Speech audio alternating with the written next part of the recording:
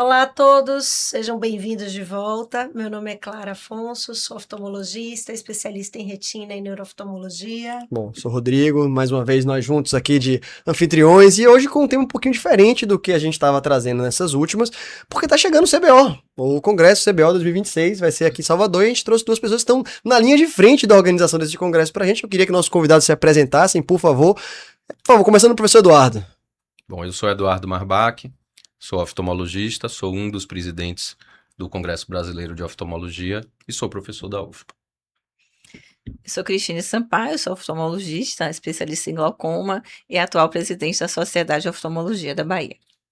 Então, vamos lá. Na verdade, aqui é uma ideia da gente falar para as pessoas que vão ouvir esse podcast ainda esse mês que o CBO está chegando. E o que a gente vai ter nesse congresso, por que ele é, para mim, uma parte imperdível do nosso circuito científico, vamos dizer assim, do ano. E a gente tem vários itens que a gente pode comentar sobre por que ele foi assumindo esse espaço.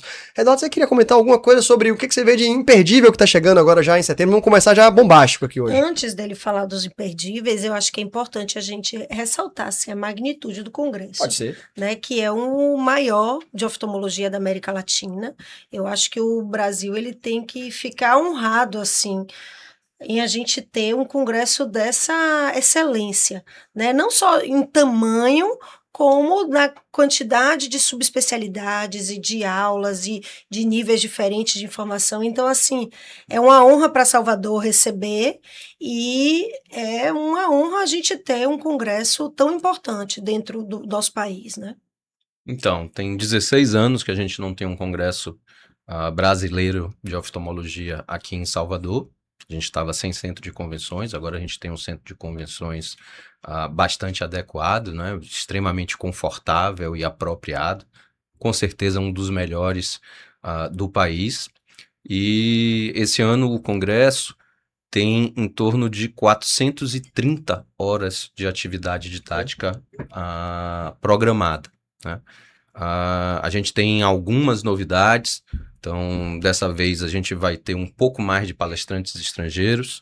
Normalmente o Congresso Brasileiro, ele caracteristicamente, ele preza por ter poucos estrangeiros na programação. Normalmente a gente tinha 5 ou 6 estrangeiros. Esse ano a gente conseguiu trazer 11 estrangeiros, né, das mais variadas áreas. Então a gente vai ter gente de retina, gente de córnea, de plástica, de glaucoma, de oncologia. Então o que se espera é um evento realmente grandioso. Ótimo.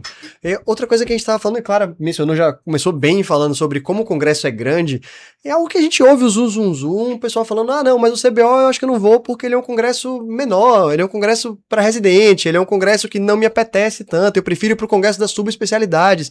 E essa impressão nunca me pareceu uma coisa muito, assim, verificável, vamos dizer assim, quando a gente vai pro Congresso. O que você acha, Cris? Por que isso pegou? O que isso tem sido falado? Como é que a gente mostra para eles que, na verdade, isso não tá mais distante possível da realidade? Na verdade, a gente vai pro Congresso todo ano, cada ano é melhor, e a gente vê no Congresso dias de especialidade, né? A gente vê médicos de referência, tanto nacionais quanto internacionais, como o Eduardo falou. Então, é um congresso para quem é especialista para se atualizar, é um congresso que também tem atividades para quem é residente, né? O CBO também tem essa missão, tem essa parte da residência, né, de vários serviços credenciados. Então, é um congresso direcionado para todo o público, desde para quem está começando até para quem já está mais experiente e quer atualizar. E as sessões são sempre muito boas, a gente aprende muito, né, a gente discute muito caso, tanto dentro do auditório quanto fora da sala, tirando dúvidas, discutindo um caso. Então, às vezes, você vai um caso que você aprende muito naquela sessão, que lembram o que você teve no consultório, e tem atividades básicas também. Sim. A gente tinha comentado antes de começar sobre essa dinâmica de organização do Congresso para desmistificar um pouquinho isso. Explica um pouquinho para o pessoal também. Vamos lá. Eu faço parte da comissão científica do CBO, que é a comissão que monta a programação científica do Congresso, já há mais de 10 anos, né? Inclusive, às vezes, quando os colegas veem a gente, né? Sabe, você agora é presidente do Congresso, e aí vem perguntando, você podia montar uma sessão assim, você podia montar uma sessão assado, eu queria dar aula disso, eu queria falar daquilo. Então, as pessoas não têm ideia de como é que é montada a programação científica. A programação científica, ela é montada por uma comissão que hoje, se eu não me engano, tem 26 membros. A gente se reúne presencialmente em São Paulo, Em 3 dias a gente monta todo o programa teórico do congresso sem ter nenhum nome de palestrante. Uma segunda reunião é feita, onde, depois de subdividido por áreas, né, você vai ter um grupo da comissão que vai montar o de catarata, outro de retina, outro de glaucoma e por aí vai. E aí, esses subgrupos, eles se reúnem no intervalo entre essas 2 reuniões e vão propor os nomes dos palestrantes. Na segunda reunião, de novo, a comissão inteira vai ler todo o programa com todas as propostas de palestrantes e discutir, sugerir, acrescentar. Então, quando a gente monta o programa e aprova o programa teórico, a gente não faz ideia de quem vai dar a aula, né? E quando esse programa... esse programa ele é dividido em vários níveis. Então, a gente tem atividades que são consideradas como atividades para experts, e aí a gente tem principalmente os painéis, né? A gente tem as entrevistas, a gente tem atividades que servem tanto para o indivíduo que quer se aprofundar mais, quanto para aquele indivíduo que quer pegar algo específico e que não tem ainda essa experiência toda, que são as transferências de habilidade. A gente tem as videocirurgias, que são coisas muito específicas também, né? Tem alguns programas, algumas coisas que são voltadas mais para o residente, aí eu destaco, porque todo ano faz muito sucesso, que é a Copa Interoftal, realmente. né? Então, isso mobiliza, é um movimento muito grande dos residentes e dentro do Congresso isso faz um movimento muito grande de pessoas. E a gente ainda tem os Wet Labs e algumas outras atividades específicas. Os Wet Labs que eu acho que são uma coisa que assim, agrega muito a possibilidade de você ter um Wet Lab para você poder fazer e vir até você, né? Então a gente tá aqui falando de Salvador, que até tivemos Wet Labs no Congresso da SOFBA e tal, mas esse nível, essa gama, se você olhar na programação, é impressionante, na verdade, o que a gente tem de disponível para isso. Uma variedade muito grande de Wet Labs, você né? fica meio perdido. É uma perdido. oportunidade única de você treinar com especialistas, né? Comenta um pouquinho, Cris, o que você acha dessa possibilidade, desses nomes que a gente vê aí nesses Wet Labs que podem estar vindo? No Wet Lab, a gente olha a programação, a gente vê que são todos os instrutores do Wet Lab são profissionais de referência, então é uma oportunidade assim, que vale super a pena. Eu já fiz vários, então são dicas que você tem ali de como abordar, de fazer um procedimento, de treinar com a supervisão de alguém que tem muita experiência. Então, e são super concorridos, né? Tem que se inscrever logo, porque as vagas acabam rápido, né? Se as inscrições já estão abertas. As inscrições já estão abertas, né? Os Wet Labs hoje, eu acho que eles ganharam um impulso muito grande, que foi a melhoria dos modelos De cirurgia, né? experimentais, né, não biológicos que a gente tem hoje. Que nós temos uma gama muito grande que simulam bastante bem as condições. Então, hoje, não é só catarata que o pessoal falava que você consegue fazer nesses modelos. Você consegue fazer cirurgia para fixação de lente, tem modelo para fazer cirurgia de pterígio, tem modelo para fazer transplante de córnea, cirurgia de glaucoma. Tem uma gama muito grande, então isso melhorou também muito a qualidade e facilitou muito, né, que você pudesse ter uma variação grande de procedimentos para se programar esses Wet Labs. E uma coisa que eu achei interessante, você mencionou que são 430 horas, é isso, de programação teórica. Assim, é impressionante. E você tem 430 horas porque você tem múltiplas salas acontecendo em momentos, até às vezes... no mesmo tempo, na verdade. Só que uma coisa que me chamou a atenção na programação é que vocês tentaram dividir bem as grandes áreas da oftalmologia para acabarem não ficando chocando. Então, a pessoa que tem interesse para um segmento posterior, dificilmente vai ter uma coisa de segmento posterior ali ao mesmo tempo, necessariamente. Claro que vai acontecer uma coisa ou outra, mas eu acho que os grandes painéis, por exemplo, eles conseguem ficar fugindo um pouco, você não vai ter retina cirúrgica e retina clínica, talvez seria o óbvio, mas neurooftalmo e glaucoma talvez não esteja acontecendo junto. Se eu não me engano, é uma coisa que está bem organizada. Então isso deve dar um trabalho monstruoso para organizar. Né? Para você fazer esse quebra-cabeça. E aí eu queria aproveitar do que você acha que um oftalmologista formado há mais tempo, o que ele pode aproveitar mais do congresso dessas 430 horas, na verdade? Eu acho que isso é uma dica boa para a gente trazer para quem está ouvindo. Vamos lá, isso depende muito do objetivo do oftalmologista, né? Então, aquele indivíduo que é o ultra especialista, que está muito ligado à atividade acadêmica, ou que quer coisas muito específicas, eu acho que esse indivíduo ele vai aproveitar melhor os painéis Uhum. e as entrevistas, né? O indivíduo que quer fazer uma revisão, muito provavelmente ele vai gostar muito das sessões de aulas, que antigamente a gente chamava de sessões de aulas formais, onde você tem temas específicos, você vai colocar ali um expert para falar alguns minutos sobre aquele tema, e você ainda tem a cada duas ou quatro apresentações, você tem um intervalo aonde existe uma discussão, Uhum. né? E algumas delas com possibilidade de participação da plateia.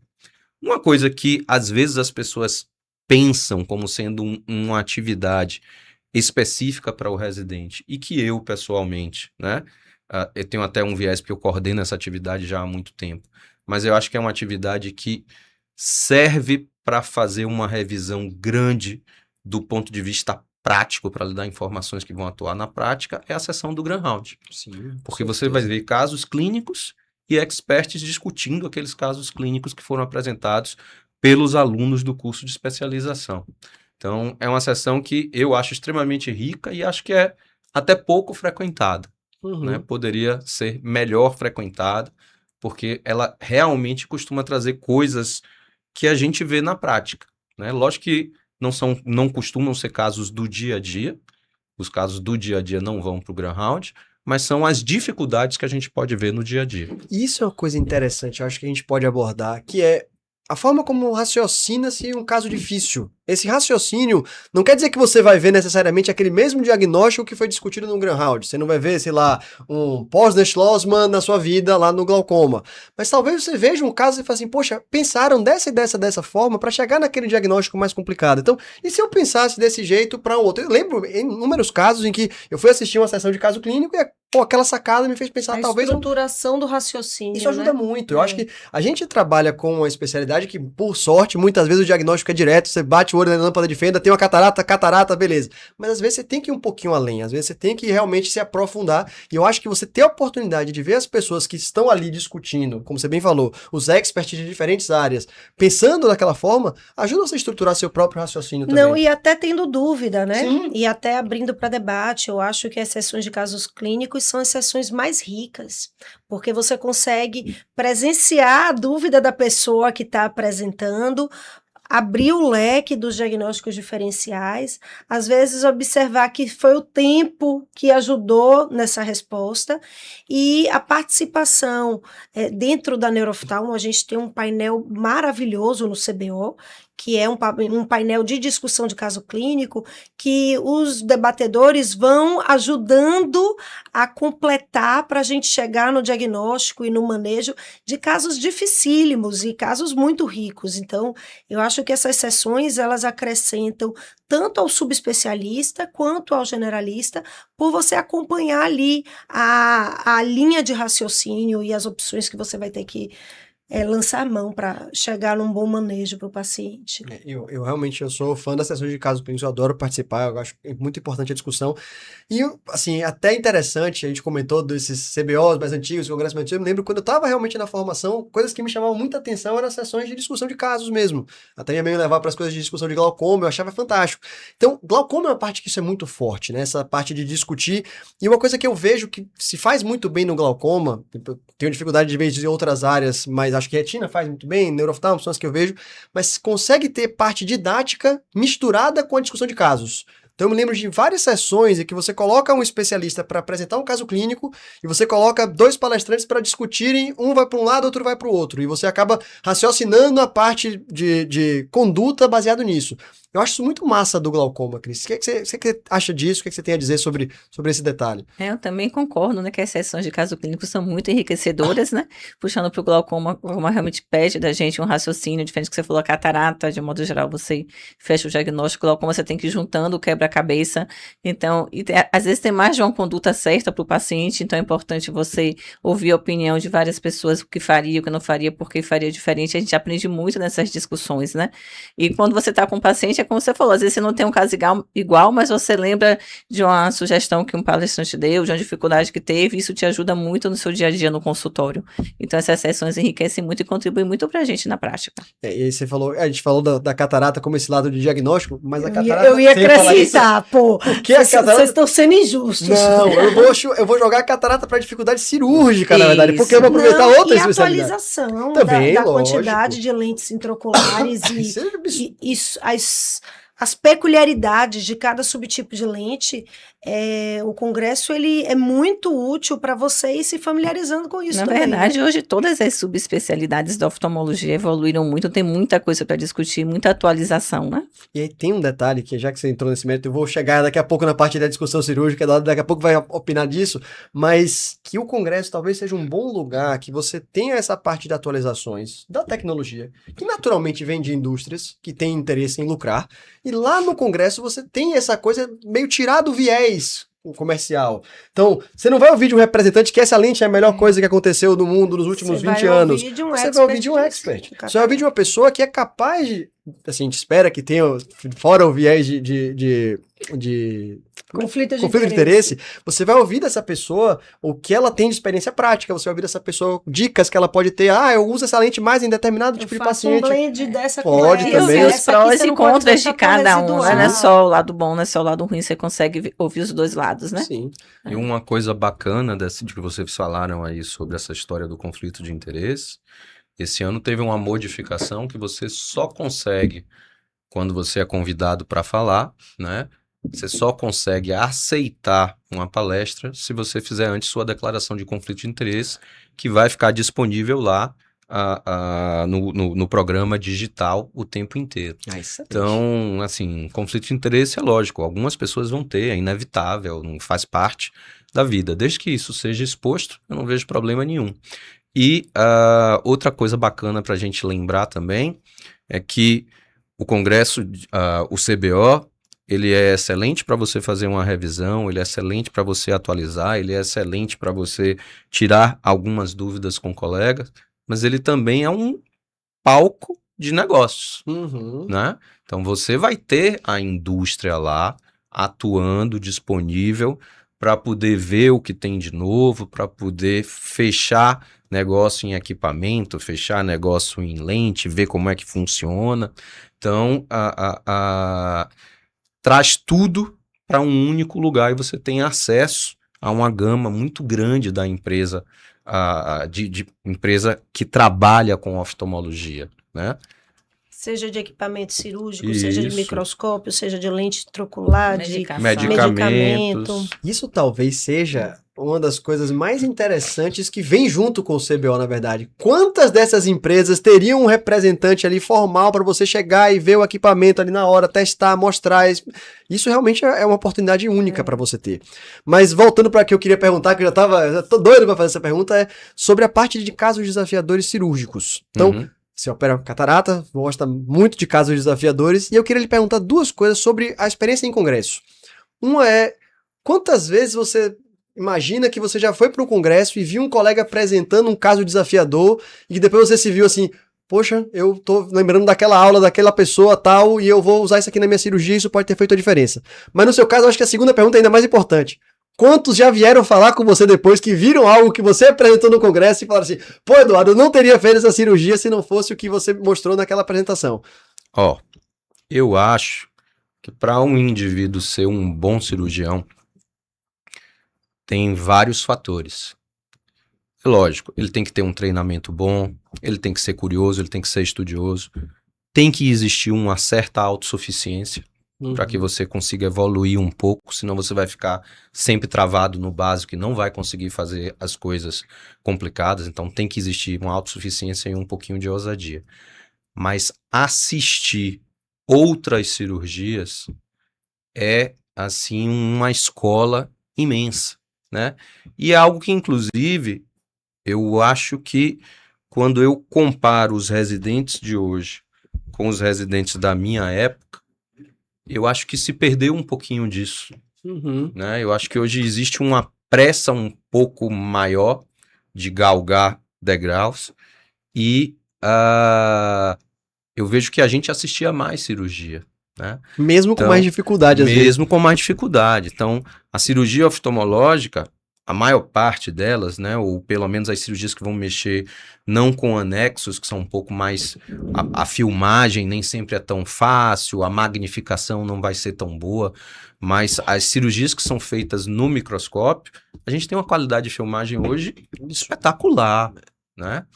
E eu posso garantir para vocês o seguinte, como cirurgião, eu acho que não tem um congresso que eu vá que eu não aprenda algo novo de cirurgia, né? Então, agora, há poucos meses atrás, eu fui para o congresso da Brasks e eu tenho por hábito, eu fico sentado lá assistindo a sessão de vídeos no computador, né? Que é uma coisa que as pessoas, às vezes, desprezam. E eu sempre pego alguma coisa nova ali, né? Você nunca vai saber fazer tudo, sempre alguém vai ter uma ideia melhor que a sua. E às vezes você olha aquilo e fala, pô, como é que eu nunca pensei em fazer isso antes? Pois é. Né? Então, eu já já tive essa oportunidade várias vezes e algumas vezes também as pessoas realmente já vieram perguntar como é que você faz isso, como é que você faz aquilo, como é que você quebra o núcleo, você vai fixar, você vai usar que fio, né? Isso aí eventualmente acontece, sim. Modificações da técnica mesmo, né?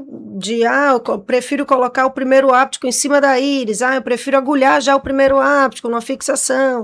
E o congresso vai lhe dando algumas dicas ali dos apresentadores e dos casos cirúrgicos que mudam na sua prática. A gente sempre aprende assistindo esses vídeos de cirurgia, né? A maneira que a pessoa abordou uma cirurgia difícil. Então, você termina que no outro momento você está na cirurgia, você lembra daquilo e você usa. A gente está sempre aprendendo. A coisa da complicação, acho que é bem interessante você ver a calma ou a situação em que você poderia ter tido mais calma naquele momento que foi apresentado, como o desfecho muda baseado nisso. Mas uma coisa que você falou que eu achei interessante é sobre realmente a geração ser menos de espectadores de cirurgia, mas eu acho talvez menos de apreciadores, porque hoje em dia você vê tanto vídeo disponível de técnica cirúrgica na internet, você é meio assoberbado de informação. Você tem técnicas que são colocadas e reproduzidas como se fosse a oitava maravilha do mundo, que na prática, quem operou alguma cirurgia, você percebe que isso não tem nenhum sentido, isso não acrescenta nada, isso é um grande filigrana. Então, uma coisa que eu me lembro da minha residência que era absurda era cápsula Rex tem que ter 3 pegas. Isso não tem nenhum cabimento, isso é o tipo da coisa que alguém inventou uma modinha e não serve pra nada. No congresso você tem filtro, você tem alguém que já fez aquela avaliação prévia de quem você está chamando, quem é o expert que vai apresentar esse vídeo. Você não vai colocar uma pessoa que só porque ela tem um canal bem visualizado no YouTube, essa pessoa vai ter voz, essa pessoa vai ser ouvida. Então eu acho que isso é uma coisa importante que você acaba perdendo se você não vai para um congresso desse para ver, você fica contando. Eu acho que é uma curadoria de excelência que o CBO tem de selecionar esses discutidores, essas sessões de experts, né? Com certeza. Você estava falando mais cedo dessa distribuição dos palestrantes e para essas sessões de expert realmente deixar destinados cirurgiões que têm um know-how grande naquela cirurgia, que tem um N grande, que tem um tempo de experiência, para que realmente a gente não tenha casos que não necessariamente são reprodutíveis, né? Técnicas não reprodutíveis, né? Ou que não agregam, na verdade, né? Quantas vezes um residente chegou pra você, professor, eu vi um vídeo e esse cara fez assim, você fala, pô, interessante, você tem assistido, mas no fim das contas aqui não muda muito, repare como você vai aumentar seu tempo cirúrgico, você não vai acrescentar, você vai chegar muito perto lá na cápsula posterior, pelo amor de Deus, não vá. Então você tem realmente situações em que isso acontece, e aqui a gente tá falando de residente porque é uma forma que a gente tem prática de estar avaliando, de certa forma. Todos nós lidamos com residente, não necessariamente da parte cirúrgica no meu caso, mas a gente vê como o residente está evoluindo. Mas e o oftalmologista que está lá operando, que já não tem um professor para quem ele recorrer, um mestre, ele está na cirurgia dele, às vezes ele é um instrumentador, ele é uma pessoa que está, talvez um R- ou um colega próximo. Então se você perde esse alguém a quem você ter, que acontece normalmente na vida, você tem no congresso talvez essa possibilidade de você ter um mestre. E eu vou dizer, minha impressão do CBO, na verdade, da maioria dos congressos que eu já participei aqui, se você tem uma dúvida de algum dos experts, dificilmente a pessoa vai se negar a lhe responder qualquer coisa nesse ambiente. Ele pode até pensar, pô, essa pergunta aqui não cabe e tal, mas ele vai lhe responder. Às vezes a resposta vai ser mais dura do que você estava esperando, mas é uma resposta. Então, assim, é uma oportunidade de você trocar com aquelas pessoas que, pô, não me lembro quando foi a última vez que Mário Monteiro esteve aqui em Salvador para fazer uma sessão de neuroftalmo, para conduzir uma discussão de casos clínicos. Então, eu acho que isso realmente é engrandecedor demais nesse sentido.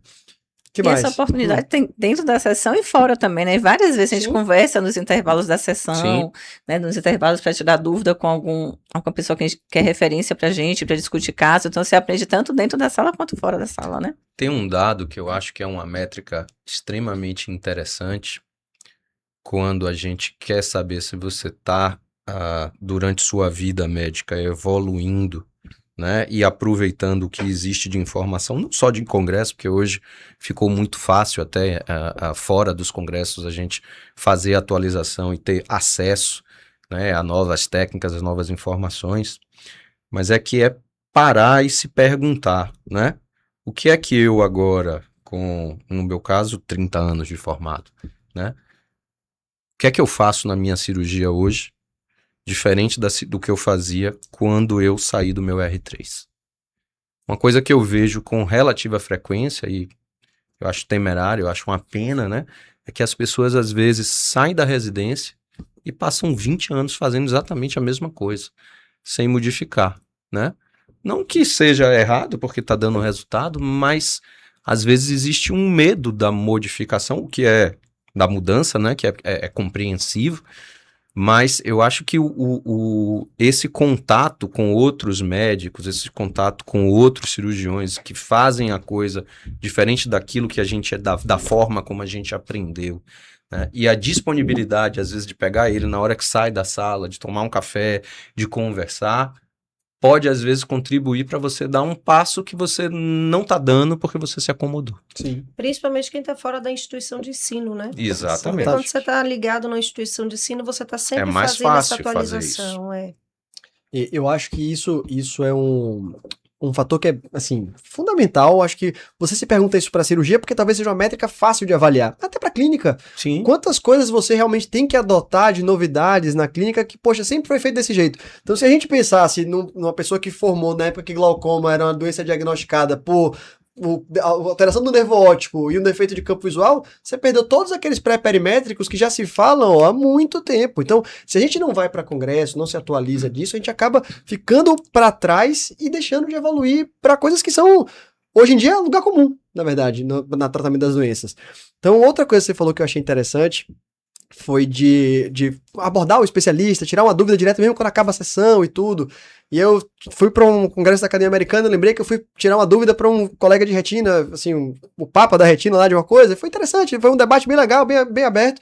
E aí isso me lembrou, Cris, que tem a história da sessão conjunta, que a gente pode falar dessa sessão conjunta, por favor, fale pra gente, faça propaganda pro pessoal. Esse ano vai ter uma sessão conjunta, né, com a Academia Americana de Oftalmologia. Então vai ser uma sessão bem especial. E aí, Eduardo pode dar um pouquinho mais dos detalhes, um pouquinho de spoiler, não conta tudo, mas dá um spoiler pequeno.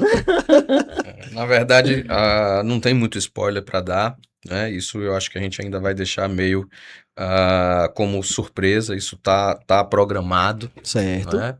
Mas não tá divulgado ainda, então Então foi primeira mão. esperem né? ainda nos próximos dias. Tá certo, ok. E aí a gente teve uma mudança também na grade científica, né? No dia que começa e no dia que termina, né? Atualiza pra gente aí, Cris, como é que vai ser, porque é importante para tanto palestrantes quanto os participantes que vêm de fora para programar a data de chegada e de saída. Isso, esse ano tem essa novidade que o congresso começa na quarta tarde e vai até o sábado no fim da tarde e a gente já dá sequência com a festa do pôr do sol, que vai ser uma festa muito bonita de frente para o mar.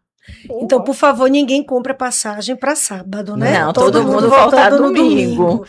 Porque já era uma rotina, né? As pessoas voltarem sábado no final do dia, sábado à tarde. Minha impressão, inclusive, é de que isso foi muito benéfico, porque sábado, nos congressos do CBO, tinha uma sensação de fim de festa, né? Aquela coisa de só simpósio de sub-áreas, de associações satélites, enfim.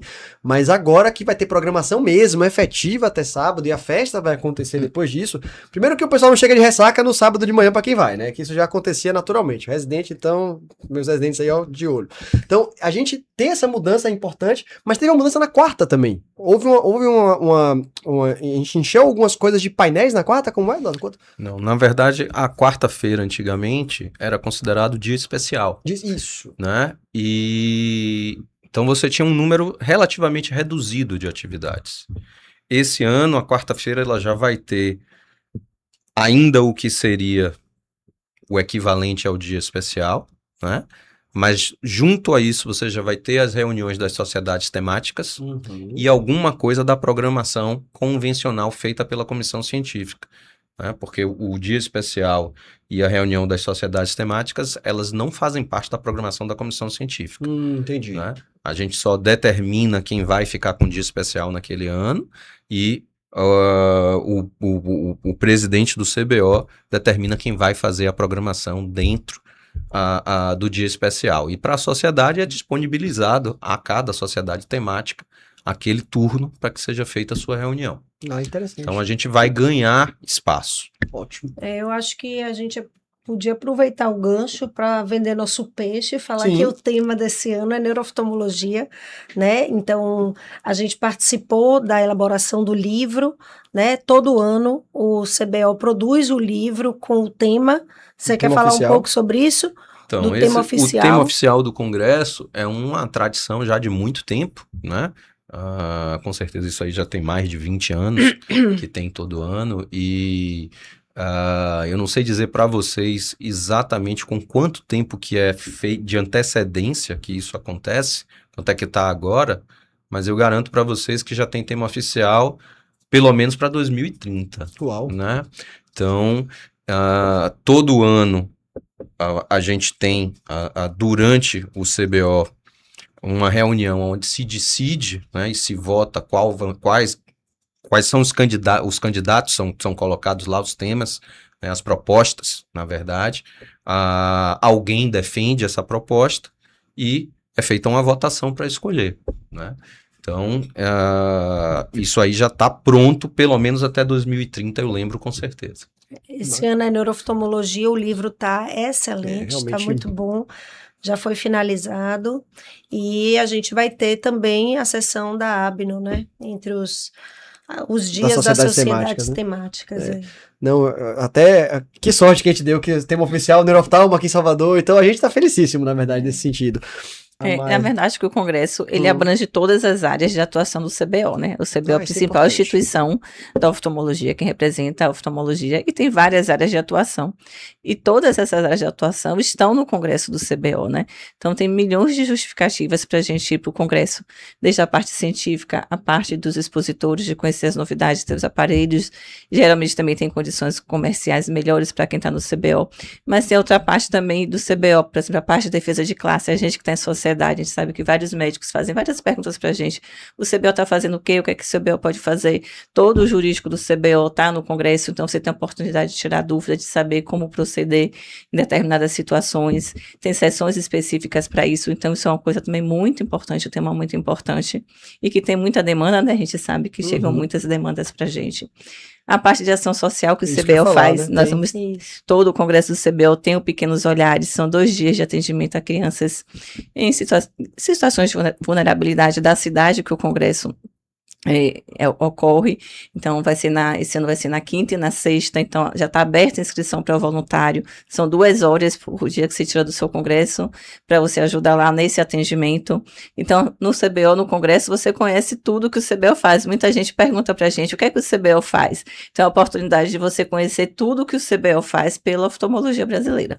E eu ouvi alguns participantes do nosso simpósio de inverno que aconteceu, que também teve a presença do jurídico do CBO, falando, nossa, mas eu não sabia que eu podia ter um acesso assim tão próximo ao jurídico do CBO, enviar foto, enviar denúncias, e é importante a gente promover essa aproximação maior, porque o objetivo do CBO é justamente representar Exatamente. todos Muitos não nós. sabiam nem como ter acesso ao CBO, né? Então, no Uhum. simpósio de Vitória da Conquista, aqui no interior da Bahia, estava a doutora Maria Auxiliadora, que é a atual presidente, a doutora Vilma Leles, que é ex-presidente, que é do CDG, o jurídico do CBO, e assim, muitas dúvidas que os médicos não sabiam e que não sabiam que tinham um acesso tão fácil, que tinha esse canal de comunicação com o CBO. Então, tudo isso tem no Congresso. Então, o Congresso, na verdade, ele representa tudo o que o CBO faz. Então, todas as áreas de atuação do CBO. Bom, olhando a programação, eu observei que não só a gente tem casos clínicos, discussão de casos clínicos, painel com expert, aulas tradicionais, como a gente tem também algumas sessões de inovação, de tecnologia e de inteligência artificial dentro da oftalmologia em várias sessões e diferentes subespecialidades. O que é que vocês me dizem sobre isso? Qual é a importância realmente de ter isso para atualizar, para ajudar o médico oftalmologista?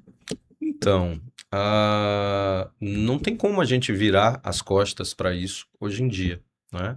Então, quem disser que não vai aproveitar, que não quer se interessar, que consegue continuar fazendo o que sempre fez, sem dar atenção para isso, vai acabar ficando para trás, não tem jeito.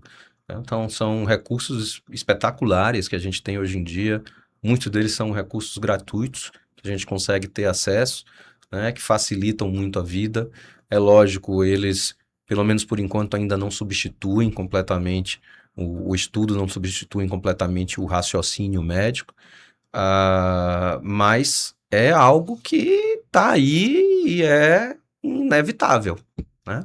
Então, existem sim, durante o Congresso a gente vai ter algumas sessões focadas nisso, né? Então, eu lembro especificamente, tem uma sessão do uso de inteligência artificial para a retina.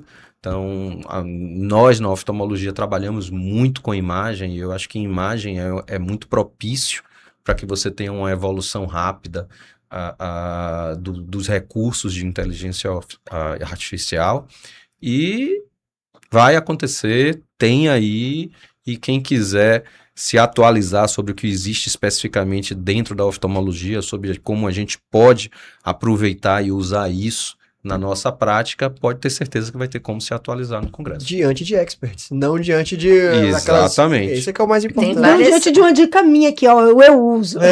Não, a sua não, isso seria ótimo, mas seria uma coisa de tipo, as pessoas às vezes vão muito afoitas à novidade e acham que a novidade resolve todos os problemas, acabam entrando em pessoas mais afoitas no online e acaba esse ciclo vicioso se retroalimentando de forma... Hoje qualquer um tem voz, Qualquer né? um tem voz, então qualquer um escreve um texto de IA para dizer que a IA é boa. Então assim, a você inteligência artificial está aí para ajudar, né? Tem Isso, várias pois é. ferramentas, mas no Congresso, inclusive, até o que a gente pode usar ou não, tem a regulamentação também, né? Então, Importante. não é usar de qualquer forma, né? Então, é saber como usar. Então, tem várias sessões que vai dar para a gente aprender bastante sobre a IA. Massa, ótimo. Acho que é isso, acho que hein, sim, Rodrigo? muito bom. Então, assim, eu não sei quando isso vai ao ar, pessoal, a gente tá gravando isso com alguma antecedência, mas eu já tô na expectativa, espero que vocês participem do Congresso, espero que a gente se veja lá nesse dia. Queria agradecer a vocês pela participação e alguns comentários finais para a câmera, por favor, fique à O vontade. Congresso está maravilhoso, a programação científica, a parte social, que também é importante nessa parte de network, de conversar com os amigos, reencontrar, né? Muitos fizeram faculdade, residência, fellow em outro lugar, então você encontra colegas que você já não via há muito tempo, isso também é uma parte de integração muito importante do Congresso. A festa está maravilhosa, Salvador é uma cidade para todo mundo aproveitar, então esperamos todo mundo no CBO de 9 a 12 de setembro. Sem dúvida nenhuma. Eu acho que é uma oportunidade única, é um prazer muito grande para a gente poder receber os oftalmologistas do restante do Brasil, né? A gente tem, hoje em dia, no CBO, nós somos 3 presidentes para o Congresso. Os outros presidentes são o Dr. Jorge Rocha e o Dr. Milton Ruiz. E podem ter certeza que, junto com a diretoria do CBO, a gente tem trabalhado muito para tentar fazer o melhor congresso possível e receber os oftalmologistas do Brasil com o máximo de atenção possível e fazer um grande congresso. Obrigada, viu? Muito Obrigada obrigado, por terem gente. aceitado o nosso convite.